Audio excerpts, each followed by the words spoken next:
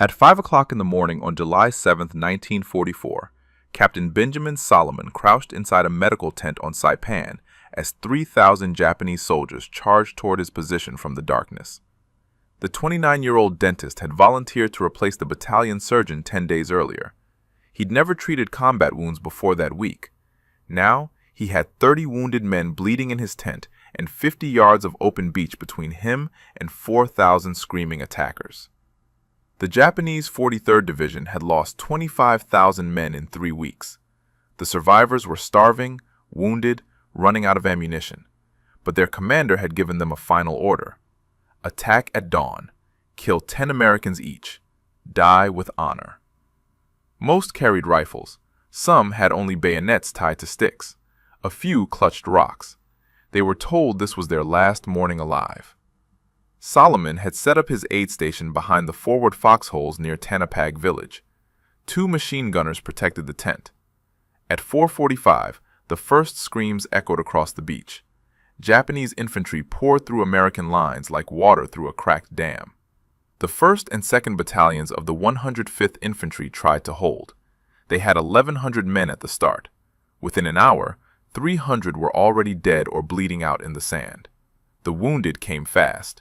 They crawled through the tent flaps, walked in holding their intestines, got carried in by buddies who then ran back to fight. Solomon worked on gut wounds, sucking chest wounds, men with legs blown off. His hands moved fast. Clamp, suture, morphine, next patient. The tent filled with the smell of blood and gunpowder and fear. Blood soaked through the dirt floor, turned the ground into mud. Solomon's boots stuck with every step. He moved between patients, checked pulses, made quick decisions about who could be saved, who needed to go to the rear hospital immediately, who wouldn't make it past the next 10 minutes.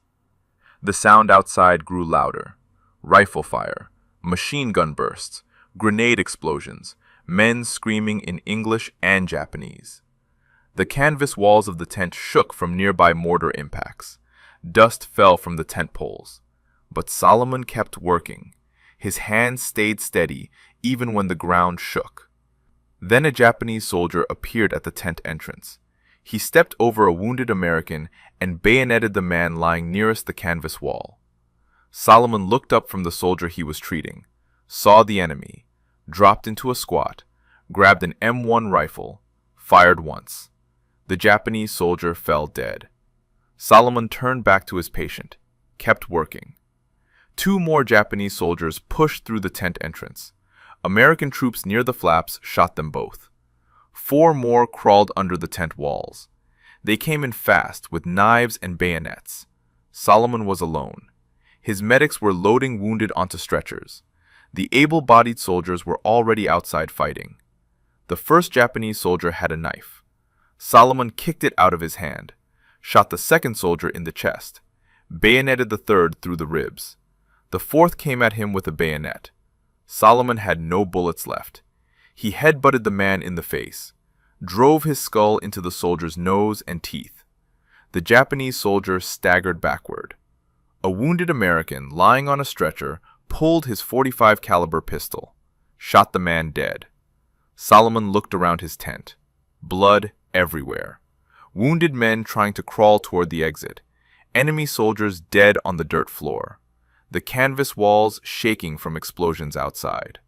More Japanese voices getting closer. He made a decision. He ordered everyone out. The walking wounded helped carry the ones who couldn't move. Medics grabbed stretchers, lifted men as gently as they could while bullets cracked overhead.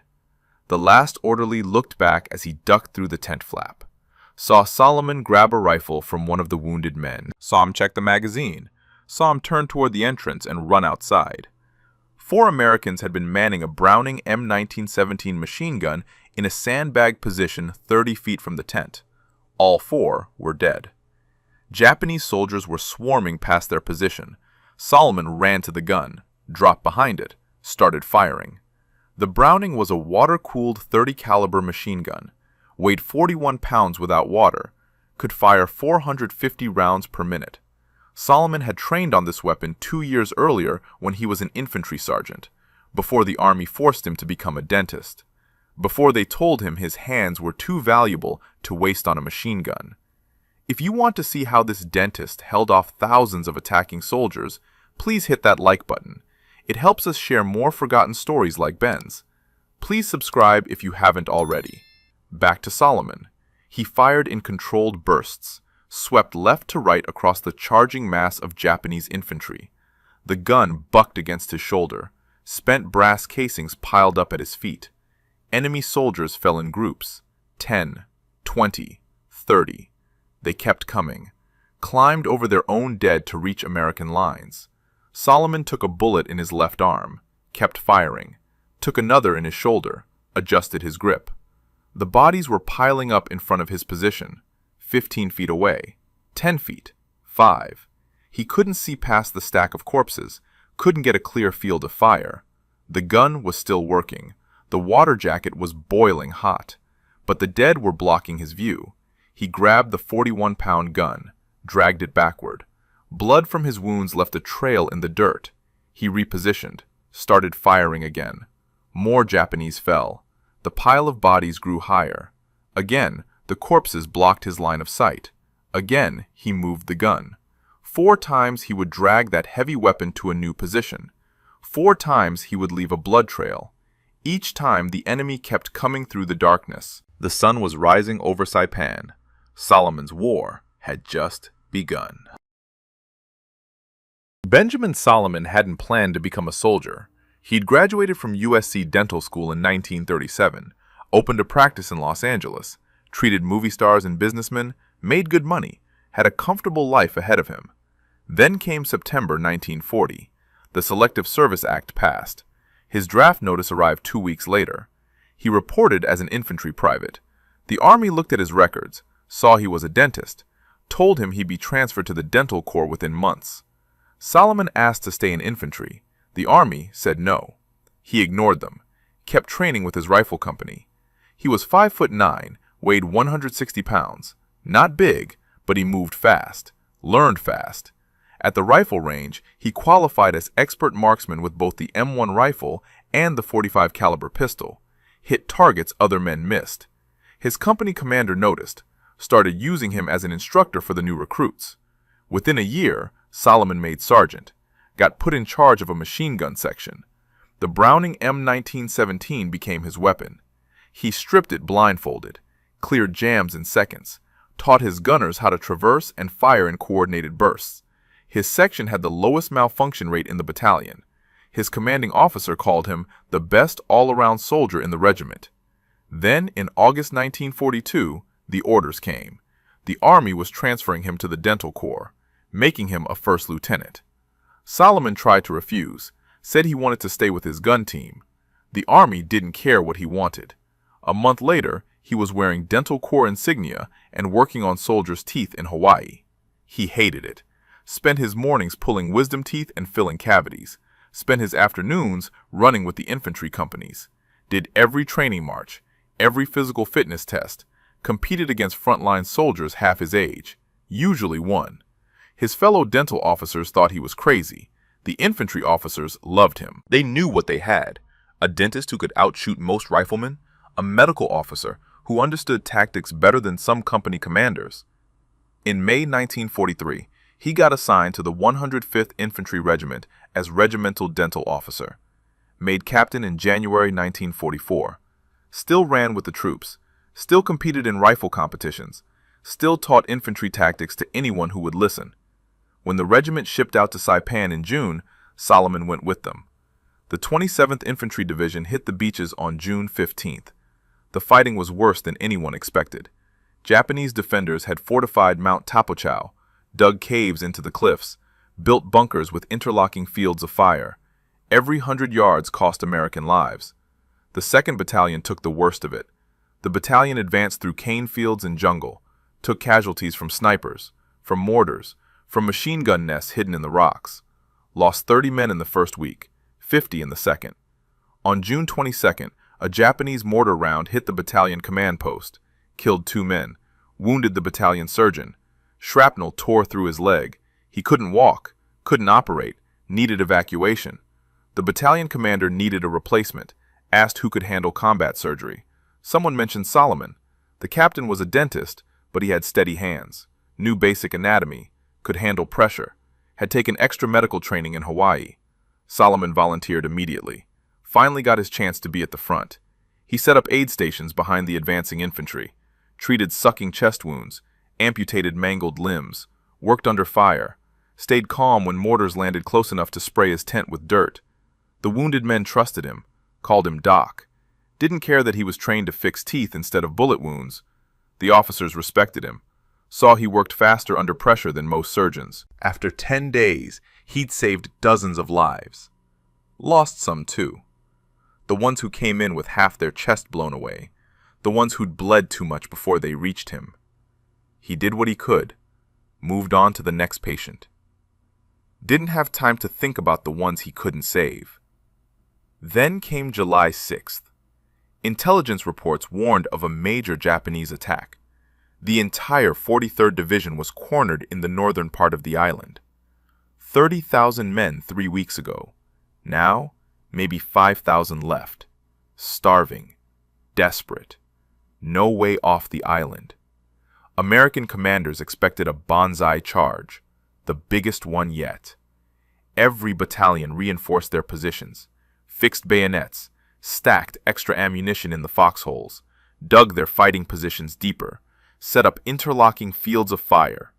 Machine gunners checked their weapons 3 times, made sure the water jackets were full, made sure the ammunition belts fed smoothly.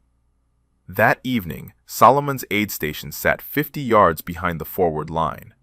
A small tent, 2 machine gunners for protection, 30 yards from the beach. He had bandages ready, plasma, morphine, surgical tools laid out on a field table. Expected maybe 20 casualties in the first hour. Had no idea what was actually coming. At 4:45, the screaming started. Thousands of voices in the darkness. The Japanese came in waves, crashed into American positions like a human tsunami. Then, with enemy soldiers who wanted to kill them all. Now Solomon sat behind a machine gun, firing at shadows in the pre-dawn darkness, already wounded twice, the ammunition belt running low. And somewhere out there in the black, thousands more Japanese soldiers were charging straight toward him. The Browning M1917 had been designed in the First World War. Weighed 41 pounds with an empty water jacket. Add water, and it hit 93 pounds. Tripod added another 53 pounds. Total weight, 146 pounds for a complete system. Took a 4-man crew to move it efficiently. Solomon was dragging it alone while bleeding from multiple gunshot wounds. The gun used .30 caliber ammunition, same as the M1 rifle. Each round was 3.3 inches long, weighed half an ounce, left the barrel at 2,800 feet per second, could punch through a man at 500 yards, could kill at 1,500 yards if the shooter knew what he was doing. Solomon knew what he was doing. He'd moved the gun twice already.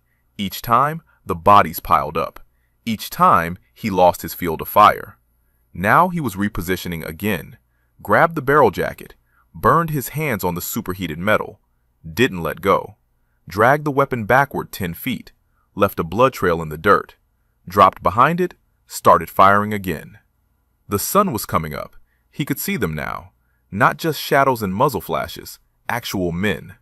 Japanese infantry in tattered uniforms, some in just loincloths. Many wounded already. Bandages on their heads, arms in slings.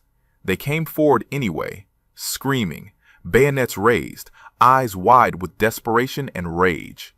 Solomon fired in 3-round bursts. Traverse left, traverse right. Each burst dropped 1 or 2 attackers. They fell in heaps. The ones behind climbed over, used the corpses as cover, advanced through the growing wall of their own dead. Some got within 20 feet of his position before the bullets found them. His left arm wasn't working right. The bullet had clipped something important, muscle or nerve. He couldn't lift it above his shoulder. Used his right hand to work the trigger. Used his left to steady the gun. Ignored the pain. Ignored the blood running down his sleeve. Focused on the targets. More bullets hit him. One through his right thigh, another in his lower abdomen, another in his chest. Each impact felt like getting hit with a sledgehammer, knocked the wind out of him, made his vision blur. He blinked, shook his head, kept firing. The gun was still working. He still had ammunition. He still had targets. Behind him, the American lines were collapsing. The 1st Battalion had been overrun in the first hour. The 2nd Battalion was fighting hand-to-hand in their foxholes. Men were dying in groups. Entire squads wiped out. The Japanese pushed deeper into American positions, reached the battalion command post, killed the staff officers, captured the radio equipment. But the wounded were getting away. The men Solomon had evacuated from his tent were crawling toward the rear, being carried by medics who'd followed his orders, making it to the regimental aid station a quarter-mile back. 30 men who would have died in that tent if he hadn't held this position. 30 men who might survive because a dentist remembered how to work a machine gun. The Japanese commander had ordered his men to break through at any cost. Didn't matter how many died, just had to push through the American lines, reach the artillery positions, destroy the guns, kill everyone they could find, die with honor. His troops were following orders. 4,000 men charging into machine gun fire, dying in waves, but still advancing. Solomon's ammunition belt was running low, maybe 200 rounds left. He could see at least 300 Japanese soldiers still coming toward his position, more behind them. The math didn't work. He was going to run out of bullets before he ran out of targets. His chest wound was bad. He could feel it. Breathing was getting harder. Each breath rattled. Blood in his lungs, probably. He'd seen enough chest wounds to know what that meant. Hours, maybe. Not days. Maybe not even hours. But those 30 men needed more time. The medics needed to get them farther back. The regimental aid station needed to set up triage, prepare for the casualties still coming. Every minute he held this position bought them time, bought them lives. He fired another burst, 5 rounds. 3 Japanese soldiers dropped. 2 kept coming. He adjusted his aim, fired again. They fell. More appeared behind them. Always more behind them. A bayonet thrust came from his left. He hadn't seen the soldier crawling through the bodies. The blade caught him in the side, drove between his ribs. He twisted away. The soldier tried to stab him again. Solomon grabbed the rifle barrel with his left hand, his weak hand, the one that barely worked, used it to shove the bayonet aside, used his right hand to pull his .45 caliber pistol, fired 3 times into the soldier's chest. The man fell across the sandbags. Solomon dropped the pistol, grabbed the machine gun again, started firing. His vision was fading, getting darker around the edges. Shock, probably. Blood loss. The chest wound. All of it together. He blinked hard, tried to focus. The targets were right there, 20 feet away, 10 feet, still coming. The gun was almost empty. The water in the jacket was boiling. Steam hissed from the valve. The barrel was probably warped from sustained fire. Didn't matter. It was still shooting. He was still shooting, and the Japanese were still dying in front of his position. Then the ammunition belt ran out. Solomon looked at the empty ammunition belt, looked at the Japanese soldiers still advancing, looked at his pistol lying on the sandbags. 3 rounds left, maybe. 4 if he was lucky. He'd lost count after shooting the soldier with the bayonet. He grabbed the pistol, aimed at the nearest target, 15 feet away, fired. The soldier dropped. Aimed at another, fired. Another drop. 2 rounds left. Maybe 1. He couldn't remember. His mind was getting foggy. The blood loss was catching up to him. A Japanese soldier reached the sandbags, jumped over, bayonet aimed at Solomon's chest. Solomon fired his last round, point-blank range. The soldier's head snapped back, fell on top of him. Solomon shoved the body aside. The pistol was empty now. The machine gun was empty. He had no ammunition left, but he still had the gun itself. 41 pounds of steel and wood. He grabbed it by the barrel jacket, ignored the burns on his palms, swung it like a club, caught a Japanese soldier in the face. The man's jaw shattered, teeth flew. He dropped. Another soldier came at him. Solomon swung again, hit him in the ribs, heard bones crack. The soldier fell. Another one. Solomon couldn't lift the gun anymore. His arms wouldn't work. The wounds were too much. He dropped the Browning, fell to his knees behind the sandbags. A bayonet thrust came at his chest. He caught the rifle barrel with both hands, held it. The Japanese soldier pushed. Solomon pushed back. His hands were slippery with blood, his own blood. He couldn't hold on. The bayonet drove into his chest, 3 inches deep, maybe 4. He felt it scrape against his ribs. The soldier pulled the bayonet out, thrust again. Solomon couldn't stop it this time.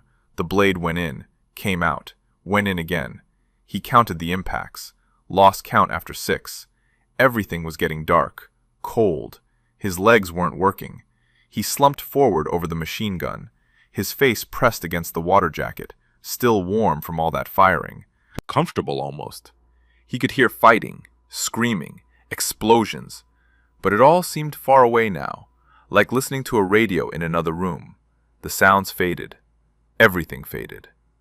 The Japanese kept coming, poured through the gap in the American lines, reached the artillery positions. The gunners fought them with pistols and rifle butts, hand to hand in the gun pits. The attack lasted 15 hours total, from 4:45 in the morning until nearly 8 at night. The American 2nd Battalion took 83% casualties, 919 men dead or seriously wounded out of 1,108 total.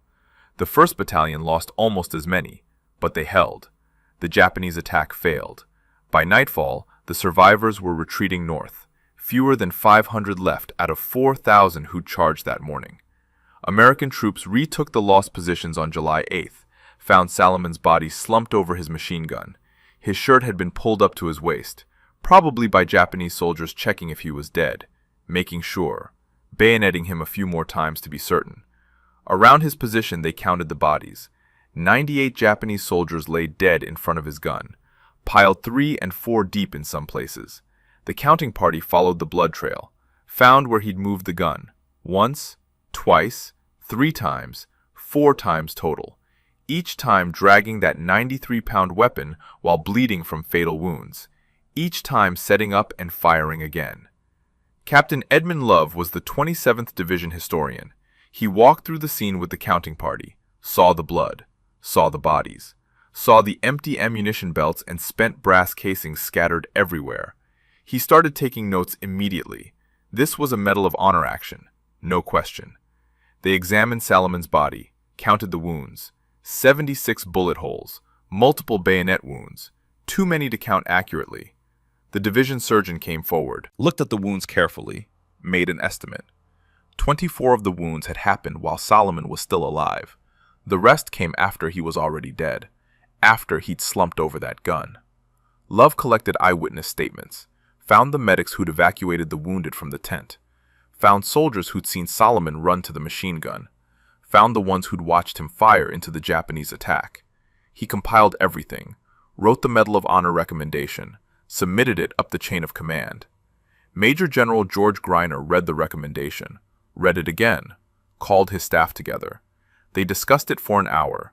Then Greiner made his decision. He denied the award. His reasoning was simple. Solomon had been wearing a Red Cross brassard on his arm. He was a medical officer. Under the Geneva Convention, medical personnel cannot bear arms against the enemy. Solomon had not only carried arms, he'd manned a machine gun, a crew-served weapon, killed nearly 100 enemy soldiers. That violated the rules. Love was furious, argued that Solomon had acted in defense of his patients, that he'd removed the brassard before taking up arms, that the Geneva Convention allowed medical personnel to defend themselves and their patients. Greiner wouldn't budge. The recommendation was denied, filed away, forgotten. The war moved on. The 27th Division left Saipan, fought on Okinawa, lost more men. Love kept his notes, kept the witness statements, kept thinking about Ben Solomon lying dead over that machine gun, about those 98 Japanese soldiers he'd killed, about the 30 wounded Americans he'd saved. 1945 came. The war ended. The division went home. Love went back to civilian life, but he couldn't let it go. That denial still burned. 7 years later, he tried again. In 1951, Love resubmitted the Medal of Honor recommendation. He'd left the Army, was working as a writer, but he still had all his notes from Saipan, all the witness statements, the photographs of Solomon's body, the count of 98 dead Japanese soldiers. He typed up a new recommendation, sent it through the office of the Chief of Military History. 6 months later, it came back. Denied again. New reason this time.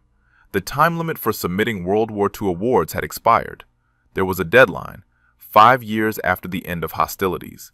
That deadline had passed in 1950. Too late now. File closed. Love tried to argue, said the original recommendation had been submitted in 1944, during the war, within days of the action. That should count. The Army disagreed. The original recommendation had been denied. This was a new submission. New submissions had to follow the time limit. Case closed. He put the file away, went on with his life. But he never forgot, never stopped thinking about it. That dentist who'd saved 30 men, who'd killed 98 enemies, who died alone behind a machine gun while the rest of his battalion retreated, who got nothing for it except a grave at Forest Lawn Memorial Park. The years passed. The Korean War came and went. Vietnam started. The Army got bigger, got smaller, changed uniforms, changed tactics, changed everything except its decision about Ben Solomon. Then, in 1969, someone else tried. Lieutenant General Hal Jennings, the Surgeon General of the United States Army. He'd heard about Solomon, read Love's original report, decided this was wrong. A medical officer had saved lives and taken lives and got punished for it by being denied recognition. Jennings submitted a new Medal of Honor recommendation. It moved up the chain, reached Stanley Resor, the Secretary of the Army. Resor read the file, read the witness statements, read about the 98 dead enemies, about the 4 times Solomon moved that gun, about the 76 bullet wounds. Resor approved it, forwarded the recommendation to the Secretary of Defense. The Secretary of Defense sat on it for 2 years, didn't approve, didn't deny, just sat there on someone's desk gathering dust. Then, in 1972, it came back, denied again. The reason was vague, based on circumstantial information, not enough direct witnesses, too much time had passed, the usual bureaucratic language that meant no without saying no. Jennings was furious, tried to push it through again, got stonewalled. The Defense Department wouldn't budge. By this point, most of the witnesses were dead. The 2nd Battalion had taken heavy casualties on Okinawa. Only about 30 men from the Saipan battle survived the entire war. Most were scattered across the country now. Hard to find. Hard to verify their stories decades later. The Army tried to honor Solomon in other ways. In 1973, they dedicated a dental clinic at Fort Benning to his memory. Named it the Captain Ben L. Solomon Dental Clinic. Put up a plaque with his story. It was something, but it wasn't the Medal of Honor. USC kept his memory alive too. The dental school had a display, photographs of him in uniform, his dental degree, a replica of his captain's bars. Alumni knew his story, talked about him. The Jewish dentist who tried to join the Army before the war started, who got rejected, who got drafted anyway, who died defending his patients on a beach in the Pacific. The 1980s came, then the 90s. Solomon's story faded, became one of thousands of World War II tales that nobody remembered anymore. The men who'd known him were dying off. The officers who'd recommended him for the Medal of Honor were dead. Even Edmund Love died in 1990, took his frustration about that denied recommendation to his grave. But the file still existed, buried in the archives at the office of the Chief of the Dental Corps. Forgotten, gathering dust. Until 1995, when an Army dentist named Colonel John King was doing research for a book about the dental corps in Vietnam. He was digging through old files, looking for interesting stories. Found Ben Solomon's case. King read the witness statements, read about the machine gun, the 98 dead Japanese, the 76 wounds, the 4 times Solomon moved that gun while dying. King couldn't believe it. This was a Medal of Honor action, clear as day. Why hadn't he gotten it? He dug deeper, found the denial from 1944, found the Geneva Convention argument, found all the subsequent denials, found Love's attempts, found Jennings's attempt, found 50 years of bureaucratic rejections. King decided someone needed to try again. Around the same time, Dr. Robert West was working at USC. He was an alumnus of the dental school, was helping write a book for the school's centennial anniversary, started researching notable alumni, found Ben Solomon's story, got obsessed with it, started asking questions. Someone put West in touch with King. They compared notes, realized they were both working on the same case, decided to team up. King had the military connections, West had the civilian connections. Together, they might actually get this done. West contacted Congressman Brad Sherman. Sherman represented the district that included USC. West laid out the case, showed him the evidence, the witness statements, the photographs, the body count. Sherman agreed to help, started pushing the case through Congress. This time, they had something the previous attempts didn't have: public attention, media coverage. USC got involved officially. The dental school made it a cause. Alumni started writing letters. Veterans groups joined in. The pressure built. The case moved through channels again, slowly. The Army reviewed it. The Medal of Honor Board reviewed it. They looked at the Geneva Convention question again, decided that Solomon had been acting in defense of his patients, that he'd removed his Red Cross brassard before taking up the machine gun, that the rules allowed medical personnel to use weapons in self-defense. In 2001, Congress passed legislation waiving the time limit for Solomon's award. President George W. Bush signed it. The path was clear. On May 1, 2002, 58 years after Ben Solomon died on that beach, Bush presented the Medal of Honor to Dr. Robert West in the Rose Garden. West accepted it on behalf of USC's School of Dentistry. The ceremony took place in the Rose Garden on a sunny May afternoon. President Bush stood at the podium. Dr. Robert West stood beside him. Veterans from the 27th Infantry Division were in the audience, some in wheelchairs now, some using canes, all in their 80s, all remembering Saipan. Bush read the citation, every word of it. Captain Ben L. Solomon was serving at Saipan in the Marianas Islands on July 7, 1944, as the surgeon for the 2nd Battalion, 105th Infantry Regiment, 27th Infantry Division. The regiment's 1st and 2nd Battalions were attacked by an overwhelming force estimated between 3,000 and 5,000 Japanese soldiers.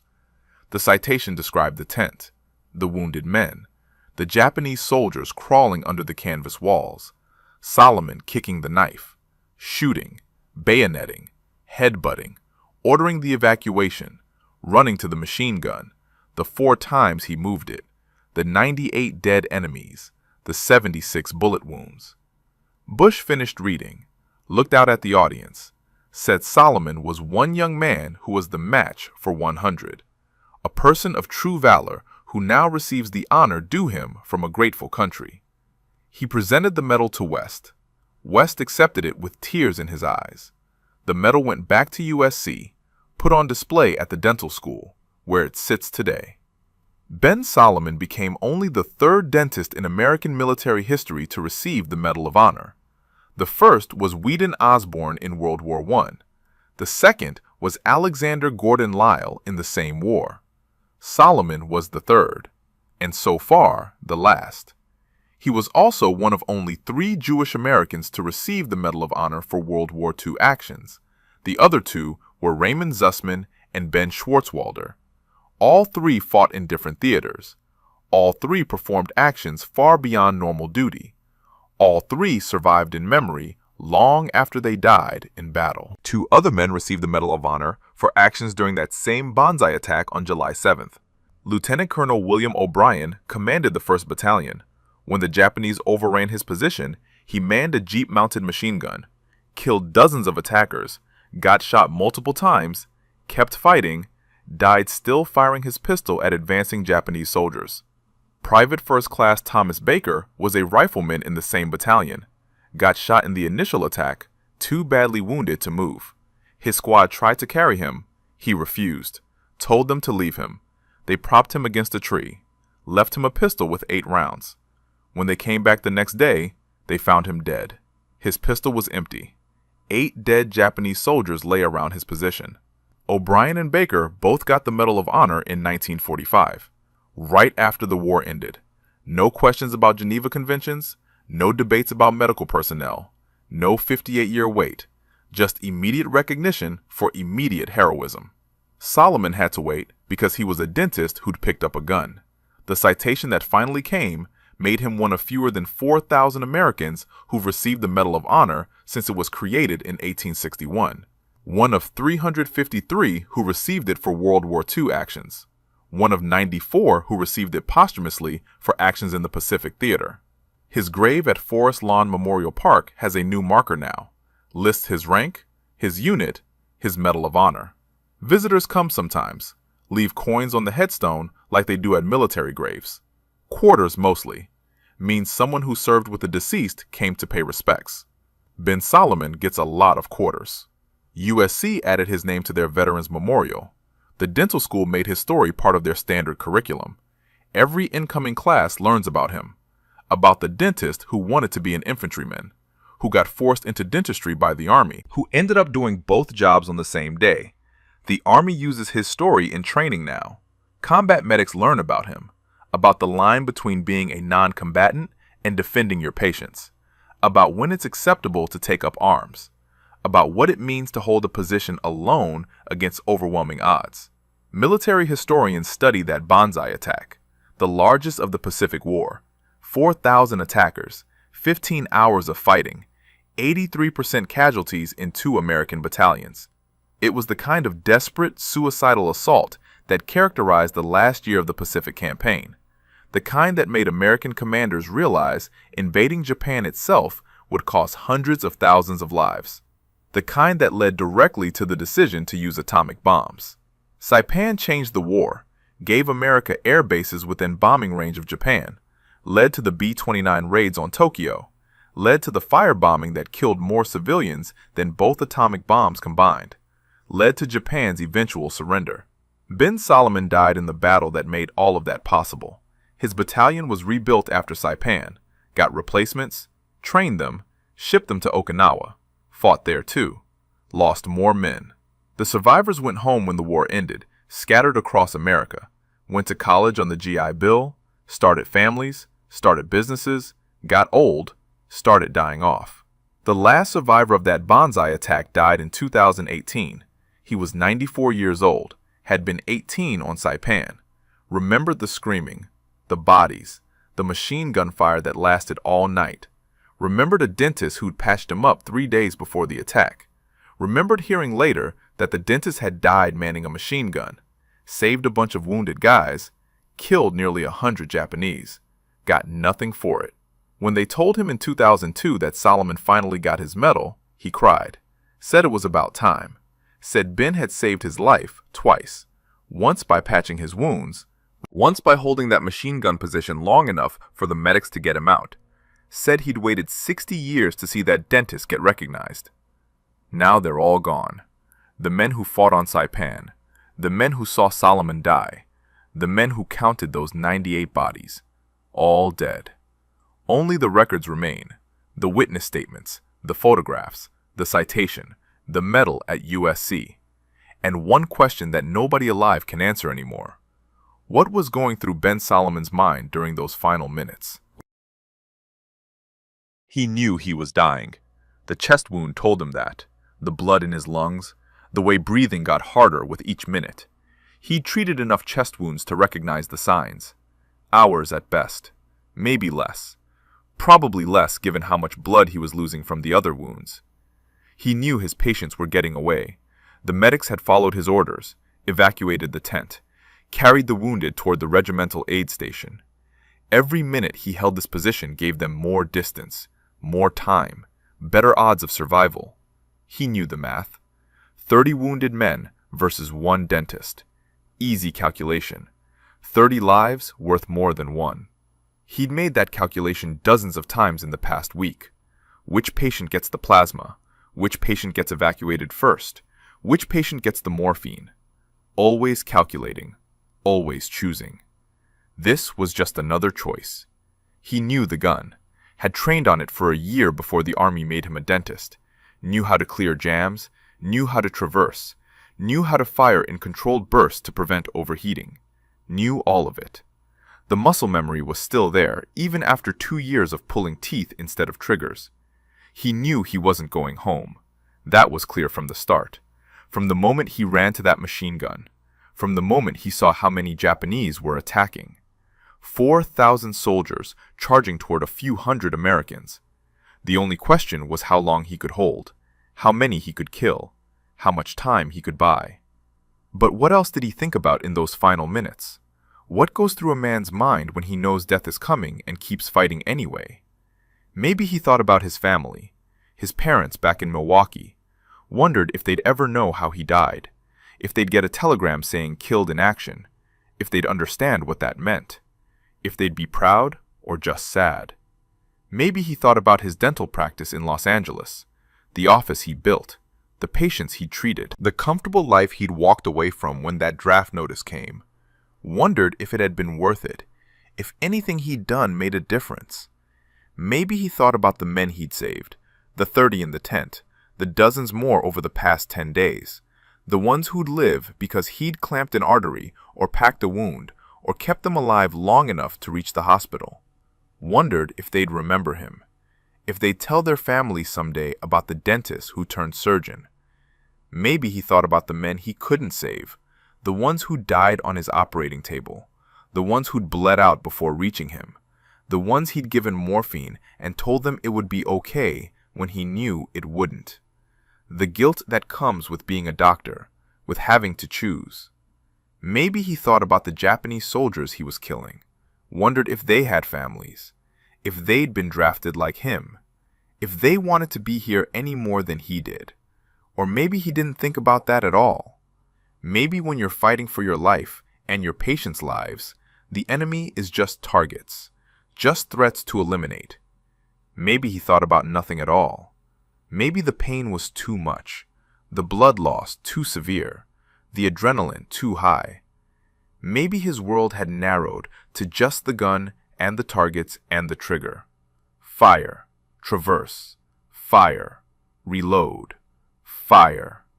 Nothing else existing except the immediate action of staying alive long enough to kill the next attacker.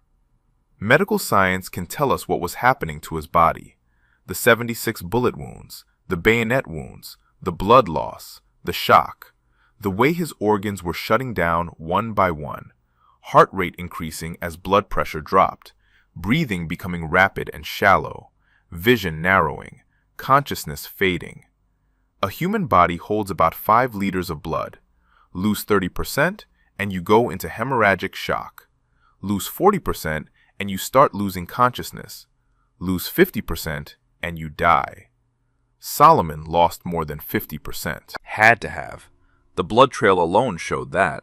4 separate locations. 4 times he moved that gun. 4 blood trails leading from one position to the next. The human body can do remarkable things when it has to. Adrenaline overrides pain, redirects blood flow to essential organs, keeps you conscious when you should be passing out, keeps you fighting when you should be dead. But it has limits. Even adrenaline has limits. Those limits were approaching fast for Ben Solomon. The ammunition was gone.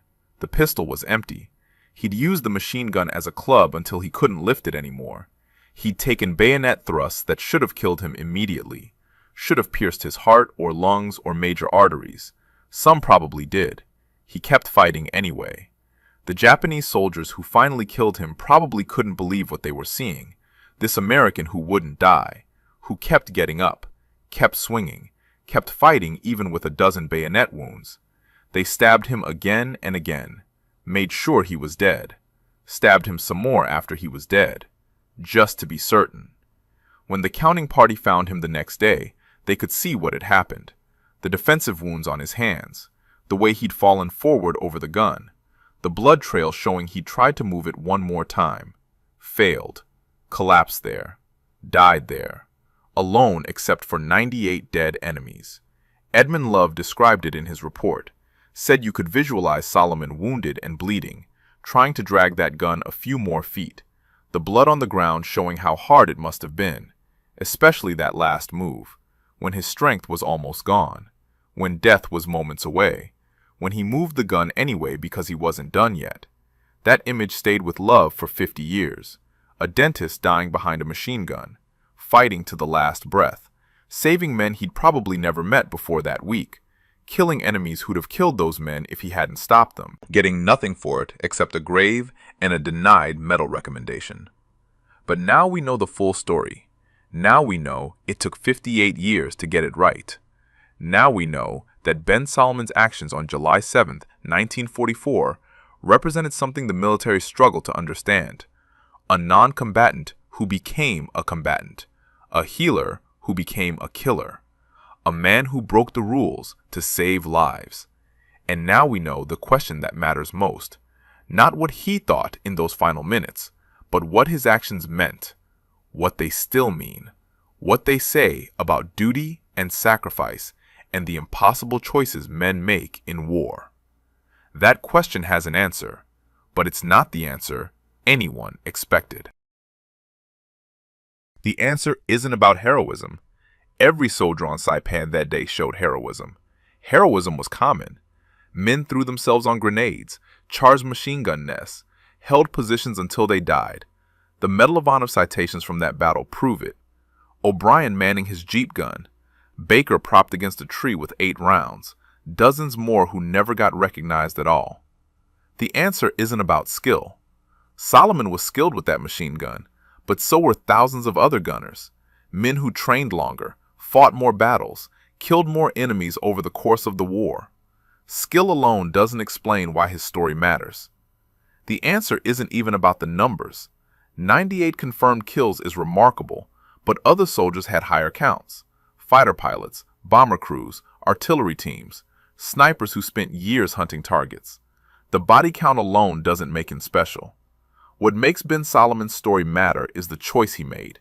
He was a non-combatant, wore a Red Cross brassard, protected under the Geneva Convention, could have evacuated with his patients, should have evacuated. That was the regulation. That was the rule. Medical personnel don't fight, they heal. But his patients couldn't move fast enough. The Japanese were coming too fast. Someone had to slow them down. Someone had to buy time.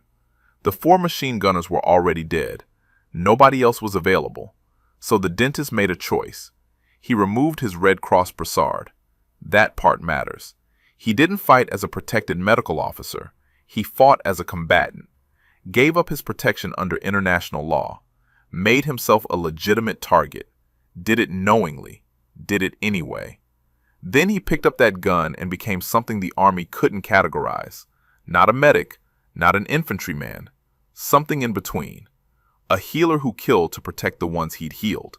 A non-combatant who chose to become a combatant because the situation demanded it. That's why the Army struggled with his Medal of Honor for 58 years. He broke the rules. The rules exist for good reasons. Medical personnel need protection, need to be trusted by both sides, need to move freely on battlefields to save lives. Those rules save thousands of lives in every war. But rules sometimes conflict with reality. Sometimes the choice isn't between following rules and breaking rules. Sometimes the choice is between abandoning patients and protecting them, between dying passive or dying active, between letting 30 men get killed or killing to save them. Solomon chose, removed his brassard, picked up the gun, fought, died, got punished for it by being denied recognition for 6 decades, because the system couldn't handle the complexity, couldn't accept that sometimes the right choice means breaking the rules. The 21st century military understands that now. Combat medics train with weapons, learn when they can use them, when they must use them. The rules evolved because of cases like Solomon's, because reality forced the system to admit that black and white rules don't work in gray situations. But Solomon never knew that. He died thinking he'd done his duty and nothing more. Never knew he'd been recommended for the Medal of Honor. Never knew it got denied. Never knew his case would be argued for 6 decades. Never knew he'd eventually be recognized. He just fought, died, got buried. The 30 men he saved knew, though. They went home, told their families, told their children, said a dentist saved their lives twice, once with medical treatment, once with a machine gun, said he was the bravest man they ever met, said he deserved the Medal of Honor even if the Army disagreed. Those men are gone now. Their children are old. Their grandchildren are middle-aged. But the story survives, because USC kept it alive, because Edmund Love wrote it down, because Robert West refused to let it die, because eventually the system admitted it was wrong. Ben Solomon was born September 1st, 1914, grew up in Milwaukee, became an Eagle Scout, went to dental school when Jewish students faced quotas at universities, graduated anyway, built a practice, got drafted, tried to fight, got forced to be a dentist, volunteered to be a surgeon, died as an infantryman, got recognized as a hero 58 years too late. He was 29 years old when he died, had been in combat for 10 days, had been a surgeon for 10 days, had been manning that machine gun for 15 hours, killed 98 enemies, saved 30 friendlies, died alone behind a gun he shouldn't have been using according to regulations he'd violated to do what was right. That's the story of Captain Benjamin Lewis Solomon, the dentist they laughed at, until he killed 98 Japanese soldiers with a machine gun and saved 30 American lives by sacrificing his own. If this story moved you the way it moved us, do me a favor, hit that like button. Every single like tells YouTube to show this story to more people. Hit subscribe and turn on notifications. We're rescuing forgotten stories from dusty archives every single day. Stories about dentists and mechanics and pilots who saved lives with courage and sacrifice. Real people, real heroism. Drop a comment right now and tell us where you're watching from. Are you watching from the United States, United Kingdom, Canada, Australia? Our community stretches across the entire world. You're not just a viewer. You're part of keeping these memories alive. Tell us your location. Tell us if someone in your family served. Just let us know you're here.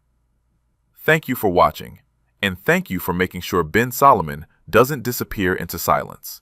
These men deserve to be remembered, and you're helping make that happen.